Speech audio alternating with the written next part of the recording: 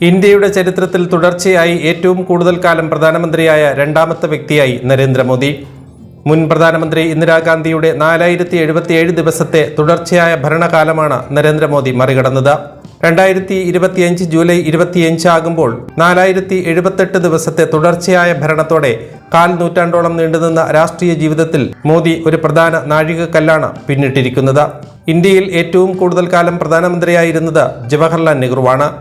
തുടർച്ചയായി 6130 ദിവസം പ്രധാനമന്ത്രി പദത്തിലിരുന്ന രാജ്യത്തെ ആദ്യത്തെ പ്രധാനമന്ത്രിയായ ജവഹർലാൽ നെഹ്റുവാണ് മോദിക്ക് മുന്നിലായി ഒന്നാം സ്ഥാനത്തുള്ളത്. 1966 ജനുവരി 24 മുതൽ 1977 മാർച്ച് 24 വരെയായിരുന്നു ഇന്ദിരാഗാന്ധി ഇന്ത്യൻ പ്രധാനമന്ത്രി പദവിയിലുണ്ടായിരുന്നത്. തുടർച്ചയായി 3655 ദിവസം പ്രധാനമന്ത്രിയായ മൻമോഹൻ സിംഗാണ് നാലാമതുള്ളത്. മോദി തന്റെ പാർട്ടിയെ തുടർച്ചയായി വിജയങ്ങളിലേക്ക് നയിച്ചത് 6 തിരഞ്ഞെടുപ്പുകളിലൂടെയാണ്.